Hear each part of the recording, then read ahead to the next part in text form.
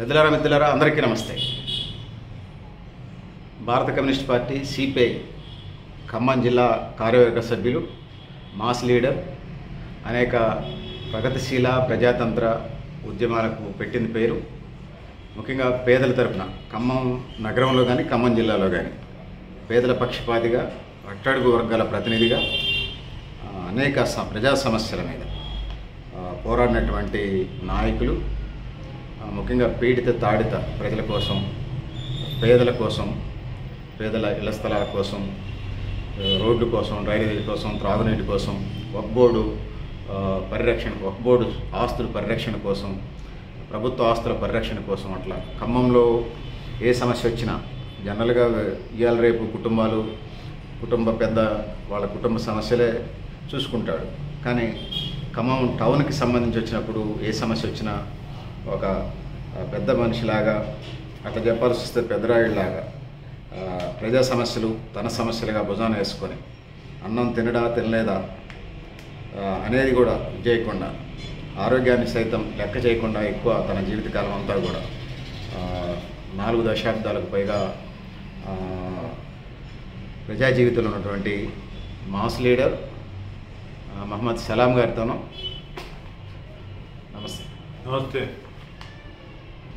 కాబట్టి చెప్పండి, మీ రాజకీయ రంగ ప్రవేశం ఎలా జరిగింది, రాజకీయాల మీద ఎందుకు ఆసక్తి కలిగింది, వివరించు. నేను మా ఫాదరు సిపిఐ పార్టీలో లెలిన్ నగర్, అంటే అప్పట్లో శ్రీరామ్ నగర్ ఉండేది, శ్రీరామ్ నగర్లో పార్టీలో మంచి చురుగ్గా పనిచేస్తూ నగర కార్యవర్గ సభ్యుడిగా ఆ రోజుల్లో అలీబాయ్ గారు అంటే మంచి పేరున్న వ్యక్తి. మాకు చిన్న వ్యాపారం హోటల్ ఉండేది బస్టాండ్ సెంటర్లో. దాంతో రజబలి గారు రావటం, హోటల్ కాడ కూర్చుంటాం. అప్పుడు ఆ సియాసత్ పేపర్ ఉండేది, సియాసత్ రహనుమా దక్కన్ పేపర్. సియాసత్ అంటే ఉర్దూ పేపరు. సియాసత్ రహనుమా దక్కన్ పేపరు చదువుకుంటూ వాడు కూర్చునేటోడు. అట్లా కొన్ని సార్లు నేను కూడా కలిసి చిన్న పిల్లగాడిని నిక్కరేసుకొని అట్లా తిరుగుతూ పార్టీలో రావడం జరిగింది. నేను 1981లో ఏఐవైఎఫ్ కార్యాలయం మా ఇంట్లోనే, అప్పట్లో నల్లమల్ల వెంకటేశ్వరరావు గారు ఇంకా కొంతమంది కలిసి మా ఇంట్లోనే ఒక రూమ్లో ఏఐవైఎఫ్ కార్యాలయం పెట్టి అప్పుడే ఏఐవైఎఫ్లో పనిచేయటం మొదలుపెట్టాను. పార్టీ సభ్యత్వం నాకు 82లో ఇచ్చారు. దాని తర్వాత నేను నగర కార్యవర్గ సభ్యుడిగా, కమిటీ సభ్యుడిగా ఎన్నికైన తర్వాత ఇంకా అంతే ఉద్యమాల్లో చురుగ్గా పాల్గొంటూ వచ్చారు. కాబట్టి చెప్పండి, 1981లో మీరు ఏఐవైఎఫ్ లీడర్గా ఎలక్ట్ అయ్యారు అంటే సుమారుగా 46 సంవత్సరాలు, అంటే సుదీర్ఘ రాజకీయ జీవితం ఉన్నది. అప్పుడు రాజకీయాలు ఎట్లున్నాయి, ఇప్పుడు డబ్బు రాజకీయాలు ఉన్న పరిస్థితుల్లో డబ్బు లేని వాళ్ళు, సిన్సియర్గా కమిట్మెంట్గా పనిచేసేవాళ్ళు ఇవాళ రేపు రాజకీయాల్లో మనుగడ సాధ్యమైందా? ఎప్పుడు ఎల్లకాలం ఈ డబ్బు రాజకీయాలే ఉంటాయా? వివరించండి. ఇప్పుడు రాను ఏమైందంటే ఉద్యమాలు చురుగ్గా జనం కూడా సమస్య మీద స్పందించుకొని వాళ్ళ అవసరానికి ఏమైనా పర్వాలేదు, నా సమస్య పరిష్కారం కావాలా అని చెప్పి నాయకులు కాడ వచ్చేటోళ్ళు. నాయకులు కూడా అట్లే పనిచేసేది. కానీ ఇప్పుడు రాను ఏమైందంటే పైరవి మొదలుపోయింది. సెల్ ఫోన్ రావటం, సెల్ ఫోన్ లోకంలో ఇప్పుడు వాళ్ళ అమ్మటే ఎక్కడికి పోయే పరిస్థితి లేదు. ఏమైనా వస్తే నేను మాట్లాడతాను, సెల్ ఫోన్ తీయడం, ఆ సెల్ ఫోన్లోనే అన్నీ కావటం వల్ల నాయకుడి మీద విశ్వాసం కూడా ఉండలేదు. నాయకుడి మీద ఎట్లా విశ్వాసం ఉంటుంది అంటే, ఈయన పోయి 10 మందిని వేసుకుపోయి అధికారి కాడ కూర్చొని ఆ పని చేపిస్తారు, నా కోసం వచ్చారు, ఈ 10 మంది కూడా వచ్చారు, నాతో పని చేయించుకున్నారు, నాకు పని చేసి పెట్టారు, నా సమస్య పరిష్కారం అయిందని అట్లా ఉండేది. ఇప్పుడు ఏంటి, ఒకటి సెల్ ఫోన్లోనే పని ఈజీగా అయిపోతుంది. ఈజీగా కావటం. రెండోది ఏంటంటే పైరవి గారులు ఎక్కువైపోయారు. ఈ పైరవి బ్యాచ్లు, తర్వాత డబ్బు బ్యాచ్లు, తర్వాత ఇంకో రకంగా అయితే కులం విభజనలు ఈ రావటం వల్ల ఏమవుతుందంటే రాజకీయంగా చాలా వరకు దెబ్బతినిపోయే పరిస్థితి ఉన్నది. రాజకీయాలన్నీ కూడా డబ్బు చుట్టూ, అధికారం చుట్టూ తిరుగుతున్నాయి. కాబట్టి ఇప్పుడు గతంలో ఎక్కడైనా సరే ఒక 100 మందితో కార్యక్రమం చేస్తే, పెద్ద కార్యక్రమం చేయాలంటే వేల మందితో ఇయ్యాలకు 100 మందితో కార్యక్రమం చేసిన ఘనమైన కార్యక్రమం అనమాట. అంటే జనం సమస్యలు ఉన్నాయి లేవు అంటలే, సమస్యలు ఉన్నాయి. రెండోదేమో సమస్యల పరిష్కారం కోసం పోరాడుతున్నారు. అన్నీ జరుగుతున్నా ఇవేంటంటే కదిలే పరిస్థితి లేదు. అంటే అవసరానికి ఇప్పుడు ఉదాహరణకు పెట్రోల్ ధరలు పెరిగినాయి. ఎంత చెప్పినా సరే ఇంతలే వీళ్ళకేదో ఉద్యమం చేసేటోడు ఆయన అవసరం కోసం ఏదో ఉద్యమం చేస్తున్నట్టు అనిపిస్తున్నారు తప్ప జనం ప్రత్యేకంగా వచ్చి పాల్గొనే పరిస్థితి ఈ రోజు లేదు. ఇంకా 10 రూపాయలు కాదు, ఇంకా 100 రూపాయలు పెరిగినా సరే వీళ్ళు ఎవరో పోరాడతారులే, వాళ్ళు పోరాడితే మనం ఏదో ఫలితం వస్తుందనే ఆలోచనలో ఉన్నారేమో తెలియదు. కానీ అక్కడ ఈ రకమైన అంటే ఏమైనా సరే ఇది ఇంతే అనేది జనంలో ప్రజల్లో చైతన్యం రావాలా. ఈ సమస్య పరిష్కారం కోసం ఈ ఉద్యమాలు చేయాల్సిన అవసరం ఉంది. కమ్యూనిస్ట్ పార్టీలు ఉద్యమాలు చేస్తున్నాయి, మనం కూడా రావాలా, కదలాలా, మన సమస్య పరిష్కారం కావాలని చెప్పి రేపు ఆ ఉద్దేశం ఎవరికి లేదు. ఎంతసేపుకి అవసరం ఉన్నప్పుడు ప్రశ్నలు మాత్రం కమ్యూనిస్ట్ పార్టీ ఉన్నాయిగా ఏం చెప్తుందని అడిగే హక్కు ఉంది, కానీ పాల్గొనే హక్కు వీళ్ళకి లేదా? వీళ్ళు కూడా పనిచేయాలి, రావాలా, పోరాటాల్లో పాల్గొవాలా, ప్రజలు చేయాలా. కానీ ప్రతిపక్షంలో ఉన్నారు కదా, ఎందుకు ఉద్యమాలు ఎందుకు చేయట్లేదు, ఉద్యమాల్లో ఎందుకు అధికారులకు నిలదీయట్లేదు అనేటోళ్ళు ఎక్కువ ఉన్నారు. కానీ దానిలో పాల్గొని ఈ ప్రజా సమస్యల మీద మాట్లాడే పరిస్థితి ఈరోజు జనం చాలా పాల్గొనడం తక్కువ అయిపోయింది. రెండోది ఏంటంటే రాను ఈ కులాలు మతాలు రోజుకొకళ్ళు బయలుదేరి నేను మా కులం కోసం పనిచేస్తున్నా, నేను కులం కోసం నేను పనిచేస్తున్నా అనిపించుకోవడం కోసం ఈరోజు మొత్తం ఉద్యమాలన్నీ ఫోటోలు వీడియోలు చుట్టూ తిరుగుతున్నాయి తప్ప ప్రజల్ని ఇన్వాల్వ్ చేసి ప్రజా సమస్యల మీద మాట్లాడి ప్రజా సమస్యలను పరిష్కారం చేసేవారు ఎవరు కూడా చాలా వరకు తక్కువ అయిపోయారు. కేవలం ఇప్పుడు ఉన్న కమ్యూనిస్ట్ పార్టీలే పనిచేసి కమ్యూనిస్ట్ పార్టీలే స్వచ్ఛందంగా వాళ్ళు కావాలని చెప్పి పనిచేస్తారు. రాను కూడా ఈ కుల మతాల ఘర్షణలు ఇంకా పెరిగిపోతాయి, రాను ఇంకా విశ్వాసం కోల్పోతాయి. అప్పుడు దీర్ఘకాలంగా గొడవలు కూడా వస్తూ ఉంటాయి. అప్పుడు వాళ్ళకే అమ్మ నా ప్రాణాలకు హాని ఉంది, కానీ ఈ అంతా కదులుతుంది కాబట్టి ఇవన్నీ జరుగుతున్నాయి కాబట్టి మేము ఖచ్చితంగా చేస్తామని చెప్పి అప్పుడు పాల్గొనడం జరుగుతుంది. ఇది జరిగే పరిస్థితి. చెప్పండి, ఖమ్మం టౌన్లో కానీ ఖమ్మం జిల్లాలో ముఖ్యంగా ప్రజా సమస్యలు ఏమున్నాయని కమ్యూనిస్ట్ పార్టీగా సిపిఐగా ఐడెంటిఫై చేశారు, వివరించారు. ఖమ్మంలో దీర్ఘకాలికంగా అనేక సమస్యలు ఉన్నాయి. ఖమ్మంలో ఇప్పటికీ ఖమ్మంలో ఉన్న జనాభా అంటే ఖమ్మం కార్పొరేషన్లో చుట్టుపక్కల గ్రామాల నుంచి కూడా ఇంకా గ్రామాలు కలవటం జరిగింది. కార్పొరేషన్ కలవటం వల్ల మంచినీళ్ళు, స్వచ్ఛమైన మంచినీళ్ళు అందించే పరిస్థితి లేదు. ఎందుకంటే వాటర్ ఫిల్టర్ బెడ్స్ 24 గంటలు పనిచేస్తే ఇప్పుడు ఉన్న ఫిల్టర్ బెడ్స్ రోజుకి ఒక 20 నిమిషాలు, 2 రోజులు ఒకసారి 20 నిమిషాలు పంపు వచ్చే పరిస్థితి ఉన్నది. అంటే దీనికి ఏంది, స్వచ్ఛమైన మంచినీళ్ళు అందించాలంటే ఇంకా వాటర్ ఫిల్టర్ బెడ్స్ కానీ స్టోరేజ్ ట్యాంకు కానీ ఇవన్నీ అవసరం ఉంది. దాంతోపాటు ఇప్పుడు 100 డ్రైనేజ్ సిస్టమ్ లేదు. 100 డ్రైనేజ్ సిస్టమ్ ఎప్పటి నుంచో మనకు ప్లాన్లో ఉన్నది, అంటనే ఉన్నాం, బడ్జెట్లో చెప్తున్నాం, అన్నింటిలో చెప్తున్నాం, కానీ అది ఇంకా పనులు ప్రారంభం కాలేదు. 100 డ్రైనేజ్ సిస్టమ్ వచ్చిందిగా ఈ అంతా కూడా ఖమ్మంలో మంచి వాతావరణం వస్తుంది, దుర్వాసన పోద్ది, స్వచ్ఛ నీళ్లు డైరెక్ట్ వెళ్ళిపోవడం ఉంటుంది. 100 డ్రైనేజ్ సిస్టమ్ వస్తేనే ఈ ఖమ్మం టౌన్ మంచి మెరుగుపడుతుంది. దాంతోపాటు అంటే రోడ్డు పరిస్థితి అధ్వానంగా మారింది. రోడ్లు గతంలో వేసిన రోడ్లకి ఇప్పుడు వేసిన రోడ్లకి చాలా తేడా ఉంది. గతంలో రోడ్లు గుంటలు పడితే అమ్మో ఇది గుంట పడిందంటే ఇప్పుడేమో సాధారణంగా చూస్తున్నారు అధికారులు కూడా. అదేంది నీళ్లు పడినాయి, అట్లా పోయిందా, ఏం లేదు అది చేద్దామని చెప్పి అక్కడ మట్టి పోస్తున్నారు. ఏదో డాంబరు అట్లా తీసుకొచ్చి పోయడం, కొంచెం లెవెల్ చేయడం. రోడ్ల సమస్య కూడా తీవ్రం ఉంది. రోడ్లు ఇప్పుడు ఉయ్యాల ఊగిపోయినట్టు ఉన్నాయి రోడ్లు ఇప్పుడు ఉన్న పరిస్థితి. మీరు రోడ్లు ఇప్పుడు కాలవడి పరిస్థితి కానీ, లేదా మైసూర్ సెంటర్లో కానీ ఇంకా కొన్ని ప్రాంతాల్లో మీరు బండి వేసుకొని పోతే మాత్రం ఉయ్యాల ఊగినట్టు ఉంటుంది. అందుకోసం రోడ్లు కావాలా. రెండవది ఏంటంటే ఖమ్మంలో ప్రధానంగా మనకు కేబుల్ బ్రిడ్జి వస్తుంది, ఎక్కడ 8 మీద వస్తుంది. 8 మీద వస్తే మనకు ఫుట్పాత్ బ్రిడ్జిలు కూడా కావాలి. స్టేషన్ నుంచి బయటకు వచ్చిన తర్వాత స్టేషన్ నుంచి వెళ్ళిపోవడం కోసం ఫుట్ బ్రిడ్జిని నిర్మించాలని గతం నుంచి అంటున్నాం. అదేవిధంగా పాత బస్టాండ్ మయూరు సెంటరు ఉన్న అనుసంధానంగా అక్కడ కూడా ఫుట్ బ్రిడ్జి ఏర్పాటు చేయాలి. ఎందుకంటే అన్ని సెంటర్స్ ఇక్కడ కవర్ అవుతున్నాయి కాబట్టి అక్కడ అందరికీ కూడా 4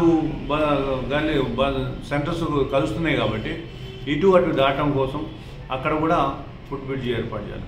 జెడ్పీ సెంటరు అదేవిధంగా ఇలంగి క్రాస్ రోడ్డు ఇట్టటి సెంటర్స్లో ఏంటంటే ఫుట్ బ్రిడ్జ్లు ఏర్పాటు చేస్తే ఈ అన్నీ కూడా మనకు ఎక్కువ శాతం ట్రాఫిక్ సమస్య కూడా పరిష్కారం అయింది. రెండవది ఏంటంటే ఫుట్పాత్ సమస్య. ఫుట్పాత్ గతంలో పెట్టారు కానీ అంతా కూడా ఏంది ఎవరు వాడుకుంటున్నారు, ప్రజలకు ఉపయోగపడతలేదు. అదంతా కూడా షాపింగ్ వాళ్ళు మొత్తం కూడా షాపింగో ఇంకోళ్ళో ఈ హాస్పిటల్స్ వాళ్ళు ఏమో పార్కింగ్ ప్లేస్గా మార్చుకొని దానికి బోర్డులు పెట్టుకొని ఇవన్నీ కూడా జరుగుతుంది. కాబట్టి ఖచ్చితంగా ఫుట్పాత్ మీద ప్రజలు నడిచే విధంగా చర్యలు తీసుకోవాలి. రెండవది ఏంటంటే ఏది కబ్జా అయినా సరే ఫుట్పాత్ కబ్జా అయ్యి బోర్డులు కానీ లేదా ఏమైనా ఉపయోగపెట్టుకుంటుంటే దాని మీద తొలగించి దాని మీద నుంచి ప్రజలు నడిచే విధంగా చూస్తే మాత్రం అది చాలా వరకు మెరుగుంటుంది. రెండవది ఏంటంటే ఖమ్మంలో గతంలో ఇళ్ల స్థలాల సమస్య తీవ్రంగా ఉంది. గతంలోనే మంచి ముదిగుండ కాల్పులు కానీ లేదా ఖమ్మంలో లాఠీచార్జ్ జరిగినప్పుడు ఇదే సిపిఐ పార్టీ ఖమ్మంలో ప్రధానంగా భూ పోరాటాలు చేసి గుడిసెలేపించి అప్పట్లో 48,000 అప్లికేషన్ దరఖాస్తులు ఇవ్వడం జరిగింది. దాని తర్వాత డబుల్ బెడ్రూమ్ అన్నారు, అది అన్నారు, ఇది అన్నారు, అన్నీ పోయినాయి. ఇవి ఇచ్చిన వాళ్ళకు డబుల్ బెడ్రూమ్ ఏదో ఉపయోగపడుతుంది అనుకుంటే ఆ డబుల్ బెడ్రూమ్లో అన్ని సమస్యలే. సరే అది పక్క పెడదాం, ఎంతమంది వచ్చాను కనీసం ఇంకా మనకు ఎంత కాదన్నా సరే పెరుగుతున్న జనాభా. రెండవది ఏమో ఏదైతే కుటుంబ సభ్యులు పెరుగుతూ ఉంటారో ఆ కుటుంబ సభ్యులు విడిపోతూ ఉంటే వాళ్ళకు కూడా అవసరం నిమిత్తం ఇళ్ళు అవసరం ఉంటుంది. కాబట్టి ఇందిరమ్మ ఇల్లు అని చెప్పి కొడుకులు కోడలు ఏర్పడినప్పుడు ఇందిరమ్మ ఇల్లు అన్నారు. ఇందిరమ్మ ఇల్లులో ఇప్పుడు ఎట్టేస్తున్నారు, మీరు స్థలం ఉన్న వాళ్లకు 5 లక్షల రూపాయలు ఇస్తామని చెప్పి కేంద్ర ప్రభుత్వ సహకారంతో చేస్తున్నారు. కానీ ప్రత్యేకంగా పేదలకు ఇళ్ల స్థలాలు ఇచ్చి ఇల్లు కట్టించే పరిస్థితి మీకు లేదు. అందుకోసం ఏంటంటే ఖమ్మం చుట్టుపక్కల కూడా భూములు కూడా చాలా విలువగల భూములు. ఈ భూములన్నీ కొన్ని కబ్జాదారు చేతిలో ఉన్నాయి. కాబట్టి వెంటనే పేదలకు ఇళ్ల స్థలాలు కేటాయించి ఇల్లు కట్టి ఇల్లు ఇవ్వాలని చెప్పి సిపిఐ పార్టీ డిమాండ్ చేస్తుంది. ఎందుకంటే చాలా గోళ్లపాటు ఛానల్ లాంటి ఇంకా చాలా స్థలాలు కబ్జాదారులు చేతిలో ఉన్నాయి. కాబట్టి ఇంకా కాలువలు కూడా కానీ చాలా ఇప్పుడు మనకు రాజగురు కల్ప అవతల కాలువ ఉన్నది, అక్కడ కూడా చాలా భూముల మొత్తం కూడా కబ్జా అవుతుంది. కాబట్టి ఇలాంటి వాటిలో పేదలకు ఇళ్ల స్థలాలు ఇచ్చి ఇల్లు కట్టియాలని చెప్పి, దాంతోపాటు ఖమ్మంలో ఇంకా అనేక సమస్యలు ఉన్నాయి. ఈ సమస్యలు మొత్తం కూడా పరిష్కారం కోసం స్వచ్ఛమైన మంచినీళ్ళు మాత్రం ముందు అందించాలి. రెండవది ఏంటంటే రోడ్లు, డ్రైనేజీలు ఇవన్నీ కూడా చెప్పాము. కాబట్టి ఈ అన్నిటి మీద కూడా దృష్టి పెట్టి దాని ఇళ్ల స్థలాలు ఇవన్నీ కూడా పేదలకు అందే విధంగా చూడాలి. రెండవది రేషన్ కార్డు ప్రక్రియ ఇప్పుడు ప్రారంభమైంది.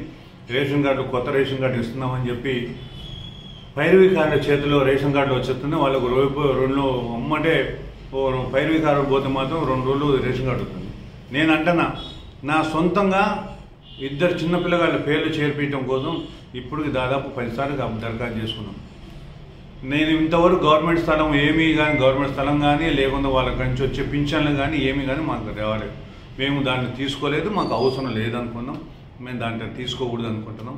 అందుకోసం ఏంటంటే కనీసం రేషన్ కార్డు అయినా సరే ఈ రేషన్ కార్డులు పేదలకు ఉపయోగం ఉన్న వాళ్ళకి ఇవ్వాలని చెప్పి వాళ్ళకు ఇవ్వాలని చెప్పి ఈ పైరవీ కార్డుల చేతిలో కాకుండా స్వయంగా ఎవరైతే దరఖాస్తు చేసుకుంటున్నారో వాళ్ళకు రేషన్ కార్డులు అందరూ కూడా అందించాలని చెప్పి ప్రభుత్వానికి డిమాండ్ చేస్తుంది. కాబట్టి చెప్పండి, ఖమ్మం కార్పొరేషన్ పరిధిలో కాంగ్రెస్, టీఆర్ఎస్, బీజేపీ పరిస్థితి ఎలా ఉంది, వివరించండి.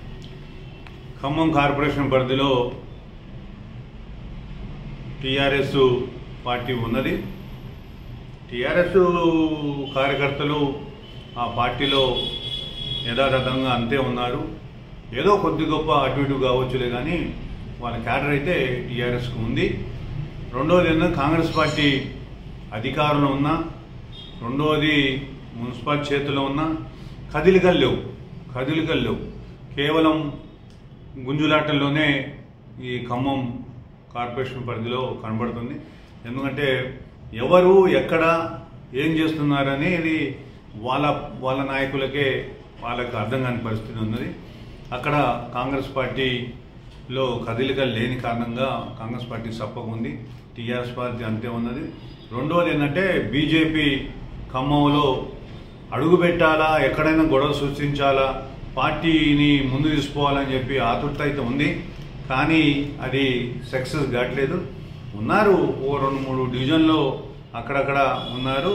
కొత్తగా ఆర్ఎస్ఎస్ వాళ్ళు కూడా అక్కడక్కడ ప్రధానంగా లలినగర్లో మొన్న ఏదో సౌండ్ పొల్యూషన్ వస్తుందని చెప్పి ఒక కంప్లైంట్ పెట్టించి ఏదో ధర్నా చేసినట్టు సృష్టించారు. ఇలాంటివన్నీ కూడా అక్కడక్కడ సృష్టిస్తున్నారు ఇప్పుడే. దానికి ఇక్కడ కమ్యూనిస్ట్ పార్టీలు బలంగా ఉన్నాయి కాబట్టి ఏది తొందరగా ఇక్కడ గొడవలు సృష్టించలేకపోతున్నారు, సమస్యలు సృష్టించలేకపోతున్నారు. కాబట్టి బీజేపీ మాత్రం అంతంత మాత్రమే, ఏమీ నామమాత్రం ఉన్నది. మిగతా పార్టీలన్నీ కూడా బలంగా ఉన్నాయి. సిపిఐ పార్టీ ఈసారి ఖచ్చితంగా. కాబట్టి చెప్పండి, కేఎంసీ ఖమ్మం మున్సిపల్ కార్పొరేషన్ ఎన్నికల్లో సిపిఐ పార్టీగా 60 డివిజన్లు ఉన్నాయి. 60 డివిజన్లో ఎన్ని డివిజన్ల మీద దృష్టి పెట్టింది? అంటే ఖమ్మం నగర ఆర్గనైజేషన్స్ మీద మీకు 46 సంవత్సరాలుగా ఖమ్మం కార్పొరేషన్ రాజకీయాల్లో ఉన్నారు మీరు, వివరించండి. ఎన్ని డివిజన్ల మీద సిపిఐ దృష్టి పెట్టింది? ఖమ్మం కార్పొరేషన్ పరిధిలో రానున్న మున్సిపాలిటీ ఎన్నికల్లో 18 స్థానాల మీద దృష్టి పెట్టడం జరిగింది. ఇప్పటికే 18 వాటిలో కార్యకర్తలు మంచిగా పనిచేస్తూ వస్తున్నాయి. ఎందుకంటే కొన్ని గ్రామాలు కార్పొరేషన్ కలిసినాయి కాబట్టి అక్కడ మన బలం కూడా పెరిగింది. కాబట్టి ఇప్పుడు దాంతోపాటు పొత్తులు ఉంటాయి. పొత్తులతో పాటు రాష్ట్ర కమిటీ నిర్ణయం ఉంటుంది, జిల్లా కమిటీ నిర్ణయం ఉంటుంది. ఇవన్నీ కూడా దృష్టిలో పెట్టుకొని అప్పుడు ఎన్నికల సమయంలో దాన్ని పరిష్కారం మాట్లాడటం కుదురుతుంది. ఇప్పుడు ఏంటంటే దృష్టి మాత్రం 18 దాని మీద పెట్టాం. ఈ 18 వాటిలో ఖచ్చితంగా పోటీ చేయటం కోసం సిద్ధంగా ఉన్నాం.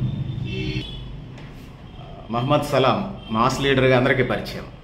1981లో ఏఐవైఎఫ్ అఖిల భారత యువజన సమాఖ్యగా రాజకీయ రంగ ప్రవేశం చేసి యువజన నాయకుడిగా ముఖ్యంగా యువతకు సంబంధించినటువంటి సమస్యలు ఏదైతే ఉన్నాయో, అంటే ఐక్యత కోసం ఆటలు, సమైక్యతకు బాటలు అని చెప్పేసి క్రీడలు శారీరక దారుఢ్యానికి, మానసిక ఉల్లాసానికి, అదేవిధంగా స్పోర్టివ్నెస్ని పెంచుకోవడానికి అని చెప్పేసి సుమారుగా 46 సంవత్సరాలుగా క్రీడలు నిర్వహిస్తున్నటువంటి నేపథ్యం తనది.